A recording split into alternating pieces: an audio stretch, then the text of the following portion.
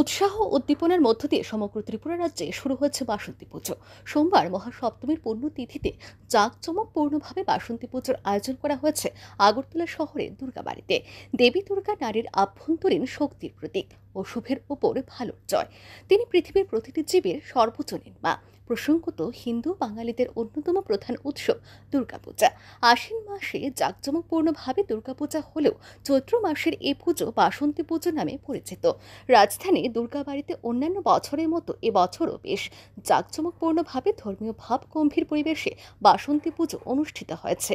এদিন মহাসপ্তমী তিথিতে দুর্গাবাড়ি মণ্ডপে ভক্তদের সমাগম ছিল লক্ষণীয়। দুর্গাবাড়ির সামনে বসেছে মেলাও। দুর্গাবাড়ি বাসন্তী পূজা শারদীয় দুর্গাপূজার মতোই অনেক বিষয়ে ব্যতিক্রমী।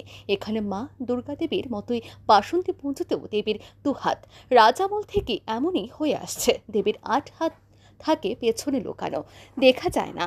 দেবীর দশভুজা রূপ দেখে ভয় পেয়েছিলেন মহারানী, তাই দুর্গা স্বপ্ন দেখিয়ে দুর্গা বাড়িতে দু হাতের মূর্তি পূজা করার নির্দেশ দেন। বাকি অষ্টভুজা রূপ নাকি গোপন রয়েছে। মন্দিরের পুরোহিত জানিয়েছেন, প্রতি বছরের মতো এবছরও দুর্গা বাড়িতে সরকারি উদ্যোগে ঐতিহ্যবাহী পুজো অনুষ্ঠিত হচ্ছে।